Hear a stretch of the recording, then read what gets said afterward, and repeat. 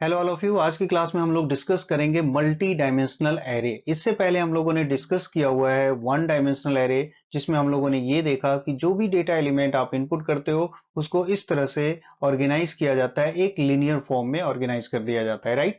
तो ऐसे multiple linear array को जब एक साथ आप कंबाइन कर देते हो तो ये बन जाता है आपका मल्टी डायमेंशनल एरे। एलिमेंट कुछ भी हो सकता है। तो ये ऐसे मल्टी डायमेंशनल एरे को आज हम लोग स्टडी करने वाले हैं, जिसमें सबसे कॉमन है टू डायमेंशनल एरे, और सबसे ज्यादा यूज टू डायमेंशनल एरे का होता है और आपके एग्जाम के लिए भी इंपॉर्टेंट होने वाले हैं। तो सबसे पहले हम लोग ये देख लेते हैं टू डायमेंशनल एरे को कैसे डिक्लेयर किया जाता है। यहाँ पे मैंने सिंटेक्स राइट किया हुआ है। एरे का नेम आपको राइट करना है, इसका डेटा टाइप है ये, और यहाँ पे साइजेस आपको इस तरह से पास करना है। देखो साइज 1 और साइज 2, इसका मतलब है कि जैसे आप यहाँ पर इंटीजर ए, देखो एरे का नेम मैंने ए लिया हुआ है, और यहाँ देखो मैंने 2 डिफाइन किया है और ये 3 डिफाइन किया है। इस तरह से साइज मैंने डिफाइन किया है। तो इसका मतलब है जो फर्स्ट साइज है ये एक्चुअली रो को रिप्रेजेंट करता है और ये कॉलम को रिप्रेजेंट करता है, यानी ये एक मैट्रिक्स फॉर्म में रिप्रेजेंट होने वाला है। और ये शो करता है कि इसमें टोटल नंबर ऑफ रोज कितने होंगे और नंबर ऑफ कॉलम्स कितने होंगे। यानी ये इस तरह से आप रिप्रेजेंट इसको कर सकते हो। टोटल मैंने यहाँ पे क्या डिफाइन किया हुआ है, 2, तो इसका मतलब है इस मैट्रिक्स में ये 2 रोज बनेंगे और इसका इंडेक्स 0 एंड 1 होने वाला है।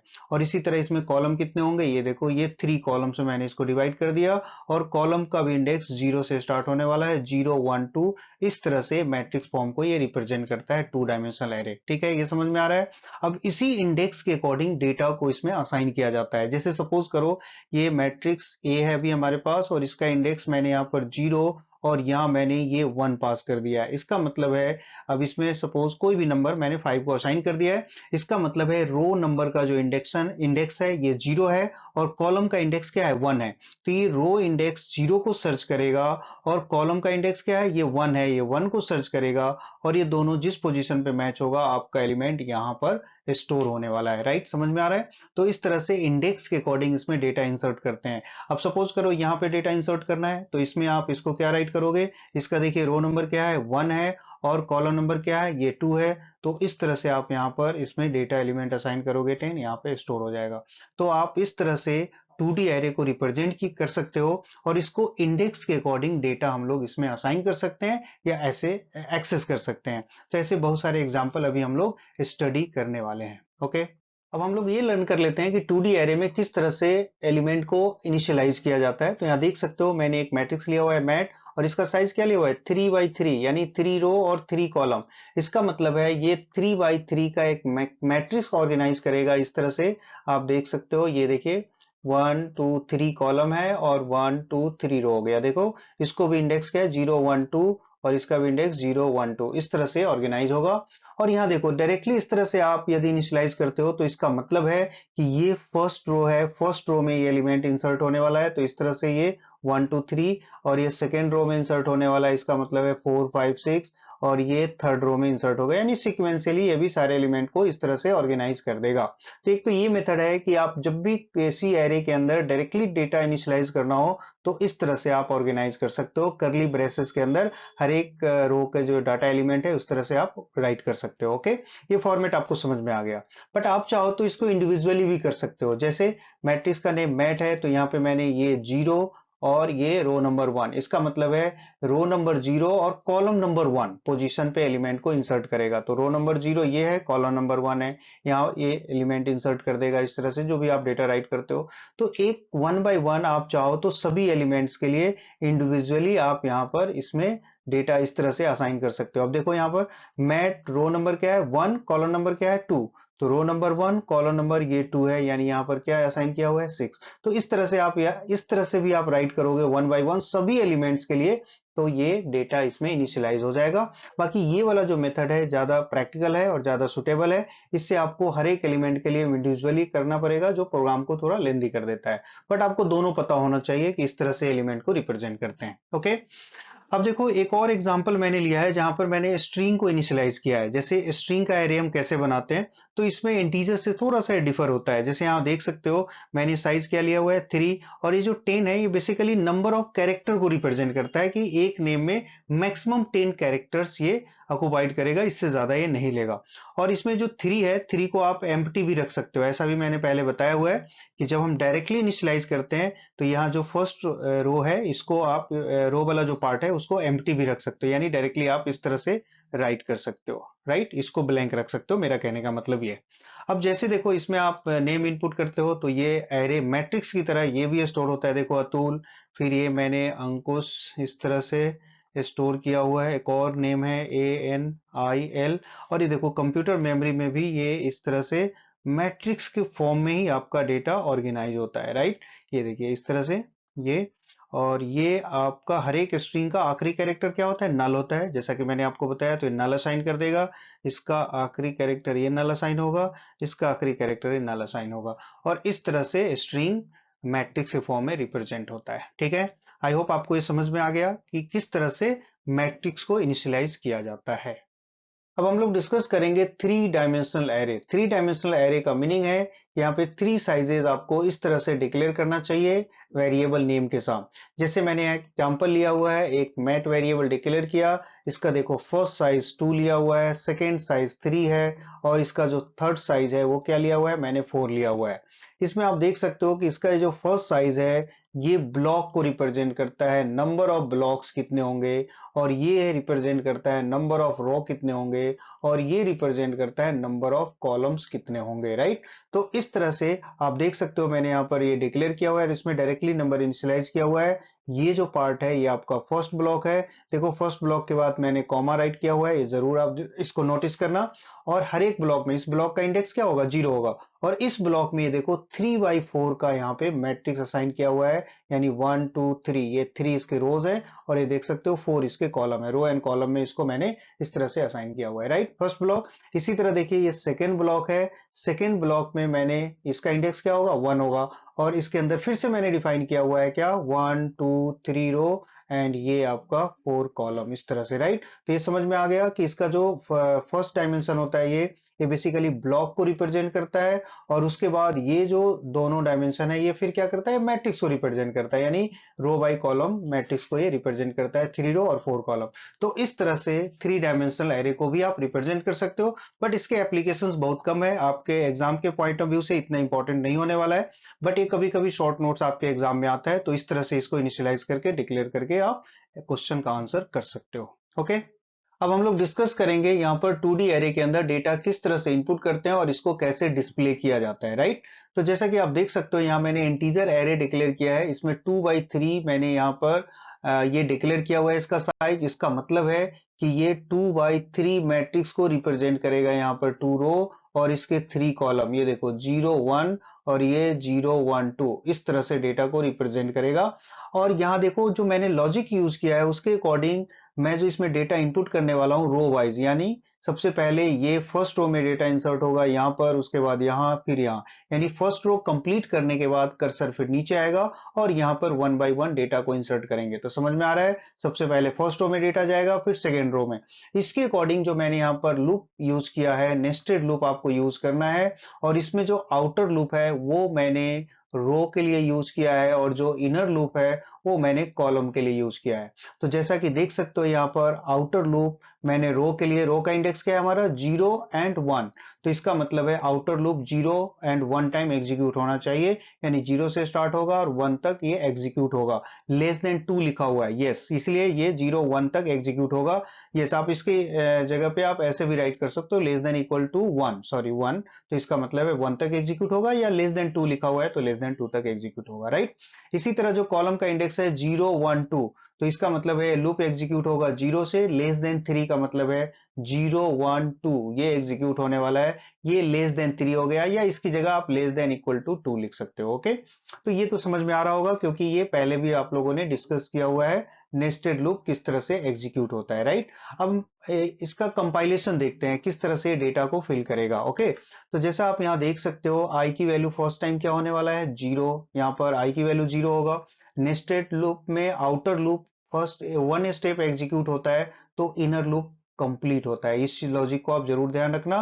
तो जे की वैल्यू फर्स्ट टाइम क्या होगा, 0 होगा, तो उसके बाद ये मैसेज आएगा एंटर द नंबर, फिर यहाँ पर कर्सर आएगा, इसमें देखो इसमें क्या है, आई की वैल्यू अभी क्या है 0, यहाँ पर देख सकते हो इसके अकॉर्डिंग, और जे की वैल्यू क्या है 0। तो इसका मतलब है इस एरे में जो डेटा एरे हमने डिक्लेयर किया हुआ है, इसके अंदर ये 0 position, row number 0 column number 0 position पे डेटा इंसर्ट होगा। तो देख सकते हो रो नंबर ये है 0 और कॉलम नंबर 0, यानी इस पोजीशन पे जो भी डेटा आप इनपुट करोगे यहाँ पर इंसर्ट हो जाएगा। राइट, समझ में आ रहा है? अब आप देख सकते हो अब जे की वैल्यू क्या होने वाला है नेक्स्ट टाइम 1। यस, जे इंक्रीमेंट होगा, जे अभी कंप्लीट एग्जीक्यूट होगा, तो जे की वैल्यू क्या हो गया 1 हो गया, और आई की वैल्यू क्या है 0 है। तो अब यहाँ देखो ये क्या सेंटेंस बनेगा, 0 and 1, row number 0 column number 1। तो इसके अकॉर्डिंग देख सकते हो रो नंबर यहाँ 0 और कॉलम नंबर 1, यानी जो भी डेटा इनपुट करोगे वो यहाँ पे फिल होने वाला है। सपोज मैंने 4 इनपुट किया तो इस पोजीशन पे डेटा आपका इंसर्ट हो गया। अब नेक्स्ट टाइम देखो जे की वैल्यू क्या होने वाला है, ये 2 होने वाला है, और आई की वैल्यू क्या है अभी भी 0 है। तो ये क्या बनेगा, ये सेंटेंस इस तरह से बनेगा 0 एंड 2। इसका मतलब है इस एरे के 0, रो नंबर 0 और कॉलम नंबर क्या है, कॉलम नंबर ये 2 है आपका, तो रो नंबर 0 और कॉलम नंबर 2 इस पोजीशन पे जो भी नंबर डालोगे यहाँ पर इनपुट हो जाएगा। देखा आपने, फर्स्ट रो कंप्लीट हो गया। अब जे हमारा कंप्लीट हो गया, तो अब आई वन टाइम एग्जीक्यूट होगा। आई की वैल्यू क्या होने वाला है 1 होगा। तो जे देखो अगेन जे कहां से स्टार्ट होगा, ये देखो 0 पोजीशन से, तो जे की वैल्यू फिर से क्या होगा 0 होगा। तो अब देखना ये रो नंबर 1 और कॉलम नंबर 0, यानी अब ये इस तरह से 1 और 0 पोजीशन, यहाँ पर आई की वैल्यू अभी 1 है और जे की वैल्यू क्या है 0 है। तो ये देख सकते हो 1 और 0, यानी 1 0 पोजीशन पे डेटा इंसर्ट होगा। तो 1 रो नंबर 1 और ये कॉलम नंबर देख रहे हो 0, यहाँ पर आपका डेटा इंसर्ट होने वाला है जो भी आप यहाँ पर डेटा इनपुट करोगे। राइट, इसी तरह देखो नेक्स्ट टाइम जे की वैल्यू क्या होने वाला है 1। तो इसका मतलब है ये देखो ये कॉलम नंबर 1 और ये रो नंबर 1। अब यहाँ पे ये पुट करोगे इस तरह से 1 1 आई और जे की पोजीशन आप पुट करोगे, तो ये इस पोजीशन पे अब डेटा इंसर्ट होने वाला है, रो नंबर 1 और ये कॉलम नंबर 1, यानी जो भी डेटा इनपुट करोगे यहाँ पे आपका इंसर्ट होगा। ओके, इसी तरह सपोज कीजिए मैंने यहाँ पर अब क्या होगा नेक्स्ट टाइम जे क्या होगा 2 होगा, तो रो नंबर 1 और कॉलम नंबर 2, यानी अब जो डेटा इंसर्ट होगा इसके according row number 1 column number 2, यानी इसका मतलब है कि ये रो नंबर 1 और कॉलम नंबर 2 इस पोजीशन पे डेटा इंसर्ट होने वाला है, तो यहाँ पे आप असाइन कर दोगे। ठीक है, तो इस तरह से आपका डेटा इनपुट होगा 1 बाय 1। अब आई कंप्लीट हो चुका है, यानी अब ये आपका डेटा इसमें फिल हो चुका है। ओके, अब इसी तरह यस, कई बार क्वेश्चन होता है कि आपने यहाँ आई जे लिखा है, या मैं जे और आई राइट कर दूं तो क्या होगा। तो इसको आप लोग कंपाइल करोगे, पहले जे लिखोगे और आई, तो जे पोजीशन पहले आपको असाइन करना है। आप इसमें देखोगे तो ये I think column by column data insert होने वाला है, आप लोग इसको जरूर कंपाइल करके चेक करोगे। ओके, तो ये डेटा मैंने इनपुट कर दिया। अब इसी को डिस्प्ले करना है अगेन फिर से स्क्रीन पे। तो देखो इसके लिए क्या किया मैंने, फिर से सेम लूप आप कॉपी कर लो, और जैसे जहां आपने प्रिंट एफ यहाँ पर जैसे M% आपने लिखा था डेटा में स्कैन में, अब यहाँ पे प्रिंट करना है इस जगह पे, तो यहाँ पे आप स्कैन की जगह क्या लिखोगे, प्रिंट एफ ये लिखोगे, और ये नेक्स्ट लाइन में जाने के लिए न्यू आपको /n मैंने प्रिंट किया है, ताकि ये मैट्रिक्स फॉर्मेट में इस तरह से 8 4 5 4 1 8 आपका डेटा डिस्प्ले हो जाएगा 2/3 का मैट्रिक्स। राइट, तो इस तरह से डेटा इंसर्ट होता है। ये आपको इंडेक्सिंग समझ में आ गया होगा, तो आई होप आपको ये समझ में आ चुका होगा। एक और एग्जांपल लिया है मैंने जिसमें आपको 5 नेम्स इनपुट करने हैं स्टूडेंट्स का, और उसको स्क्रीन पे डिस्प्ले करना है, यानी इस बार ये कैरेक्टर का एरे होने वाला है। तो इसको भी हम लोग देखते हैं ये कैसे वर्क करता है। तो देख सकते हो यहाँ मैंने एक एरे डिक्लेयर किया है नेम्स, इसका जो साइज लिया है मैंने, फर्स्ट साइज क्या है 5 है। इसका मतलब है कि इसमें 5 स्ट्रिंग आप इनपुट करने वाले हो, और इस 20 का मतलब है कि इसमें हर एक नेम में मैक्सिमम 20 कैरेक्टर, यानी लेस देन 20 कैरेक्टर आप इनपुट कर सकते हो। राइट, तो यहां पर देखो एक चीज और क्लियर कर दो कि कैरेक्टर के केस में आपको नेस्टेड लूप यूज नहीं करना है, यानी सिंगल लूप के हेल्प से इसको इंप्लीमेंट करोगे, जैसा मैंने किया हुआ है। देखो आई की वैल्यू यहाँ फर्स्ट टाइम क्या होना होगा 0, फिर 1, फिर 2, फिर 3, ये 4, ये 5 नेम के लिए आपने 0 to 4 लूप को एग्जीक्यूट किया है। अब यहाँ देख सकते हो मैसेज प्रिंट किया है, देखिए ये लॉजिक इसमें है। फिर एफ गेट्स, ये पहले भी डिस्कस किया हुआ है, स्ट्रिंग इनपुट करने के लिए फंक्शन है। नेम्स ऑफ आई, यानी एरे का नेम क्या है नेम्स, आई का मतलब क्या है कि इस नेम्स के 0 पोजीशन पे डेटा आपका इनपुट होने वाला है। और साइज ऑफ नेम्स, ये क्या करता है, ये साइज आइडेंटिफाई करता है, जैसे आप अभी इसमें जो नेम इनपुट करोगे इसका साइज क्या होगा, वो साइज को एलोकेट करता है, यानी जो भी नेम आपने एंटर किया है उस साइज के लिए मेमोरी स्पेस एलोकेट कर लेगा। और stdin क्या है, इनपुट के लिए, स्टैंडर्ड इनपुट इसको कहते हैं। स्ट्रिंग इनपुट करने के लिए आपको जब fget का यूज करते हो तो इसका सिंटेक्स है, इसमें 3 पैरामीटर पास करना है। एक तो नेम जो आपने इनपुट किया है स्ट्रिंग, वो उस स्ट्रिंग का साइज क्या है वो आपको यहाँ पर डिफाइन करना है, और ये स्टैंडर्ड इनपुट, इसके हेल्प से आप नेम इनपुट कर सकते हो, राइट। तो ये देखो, इसमें आपको जितनी बार लूप एग्जीक्यूट होगा आप नेम इनपुट कर सकते हो, यानी ये 0 to 5 यानी 0 to 4 यानी 5 नेम आप इसमें इनपुट कर लोगे। इसी तरह इसको फिर डिस्प्ले करना है तो सेम लूप आपको यूज करना है। डिस्प्ले के लिए मैंने यहाँ प्रिंटफ का यूज किया है, इसके हेल्प से भी आप नेम को डिस्प्ले कर सकते हो। तो देखा आपने कि जब भी आप कैरेक्टर का एरे करते हो स्ट्रिंग के लिए तो यहाँ पे आपको नेस्टेड लूप का यूज नहीं करना है। एक और मैंने एग्जांपल लिया हुआ है, यहाँ पर नेम को मैंने डायरेक्टली इनिशियलाइज कर दिया है। ऐसे क्वेश्चन पहले भी हम लोगों ने आई थिंक डिस्कस किया हुआ है। तो देखो, डायरेक्टली आप नेम इस तरह से असाइन कर सकते हो। इसमें इसको एम्प्टी भी रख सकते हो, जो 3 लिखा हुआ है इसकी जगह आप ब्लैंक भी छोड़ सकते हो। और इसको फिर से मैंने एज इट इज प्रिंट कर लिया है। तो आई होप आपको ये भी समझ में आ गया होगा कि स्ट्रिंग और एरे का क्या रिलेशन है, और इस केस में कैसे एरे वर्क करता है। देखो, मैंने यहाँ प्रैक्टिस के लिए कुछ क्वेश्चंस राइट कर दिया, आप लोग चाहो तो ऐसे क्वेश्चन की प्रैक्टिस कर सकते हो। फर्स्ट क्वेश्चन में आपको 3 by 3 का मैट्रिक्स इनपुट करना है और उसके डायगोनल एलिमेंट का सम कैलकुलेट करना है। जैसे मैं एक एग्जांपल से आपको बता देता हूँ कि इस तरह से सपोज कीजिए कि कोई भी ये मैट्रिक्स है हमारे पास, और इसमें डायगोनल एलिमेंट क्या होगा, ये डायगोनल एलिमेंट है, इस डायगोनल एलिमेंट का आपको सम कैलकुलेट करके बताना है, राइट। अब देखो, एक और क्वेश्चन है, नेक्स्ट क्वेश्चन, इसमें आपको 3 by 3 का मैट्रिक्स आपको इनपुट करना है और हर एक रो का सम कैलकुलेट करना है। यानी इस फर्स्ट रो में जितने एलिमेंट है इसका सम कैलकुलेट करोगे, फिर सेकेंड रो का, फिर थर्ड रो का, सबका सम अलग अलग सेपरेटली डिस्प्ले होना चाहिए। एक और क्वेश्चन है जिसमें 3 by 3 का मैट्रिक्स आपको इनपुट करना है और उसको वन डायमेंशन एरे में कन्वर्ट करना है। जैसे अभी ये जो मैट्रिक्स मैंने लिया हुआ है 3 by 3 का, इसको जब आप रिप्रेजेंट करोगे तो वो इस तरह से रिप्रेजेंट होना चाहिए एरे के अंदर, यानी एक एरे डिक्लेयर करोगे। इस एरे का कितने एलिमेंट्स होंगे, यहाँ टोटल इसमें 9 एलिमेंट्स है। तो यहाँ पे 0 1 2 3 4 5 6 7, एक और एलिमेंट होगा 8, यानी ये इस तरह से एक और एरे आपको डिक्लेयर करना है और इसके 1 by 1 सभी एलिमेंट्स को इसमें शिफ्ट करना है। जैसे ये 4 है, ये 4 यहाँ पे आएगा, 5 यहाँ, 6 यहाँ। देखो, फर्स्ट रो का एलिमेंट सबसे पहले इनपुट कर लिया। अब सेकेंड रो का एलिमेंट है वो यहाँ पे आएगा 3 2 8, इसी तरह फिर थर्ड रो का एलिमेंट यहाँ पे आएगा 9 3 7। ठीक है, क्वेश्चन समझ में आ गया, तो इसको आप प्रैक्टिस कर सकते हो, ट्राई करना, ओके। एक और क्वेश्चन मैंने यहाँ पे दिया है, 3 by 3 का मैट्रिक्स है, इसमें काउंट करना है नंबर ऑफ ऑड और इवन। ये इजी क्वेश्चन है, आप कर सकते हो। इसमें जितने एलिमेंट है आपको ऑड नंबर और इवन नंबर को काउंट करके बताना है, यानी नंबर को डिस्प्ले नहीं करना है, काउंट करना है कि ऑड नंबर टोटल कितने टाइम्स है और इवन नंबर कितने टाइम्स है, ओके। ये भी क्वेश्चन आप इजिली कर सकते हो। एक और क्वेश्चन मैंने यहाँ पे राइट किया है जिसमें आपको फ्रीक्वेंसी आपको पता करना है हर एक एलिमेंट का। मींस एरे के अंदर आपने कोई भी डेटा इनपुट किया हुआ है, जैसे 3 2 9 3 2 5 6 4, ऐसे मैंने डेटा इनपुट किया हुआ है। तो इसका मतलब ये है कि इसमें हर एक एलिमेंट को काउंट करके बताना है कि कौन सा एलिमेंट कितने टाइम इस एरे के अंदर इनपुट किया हुआ है।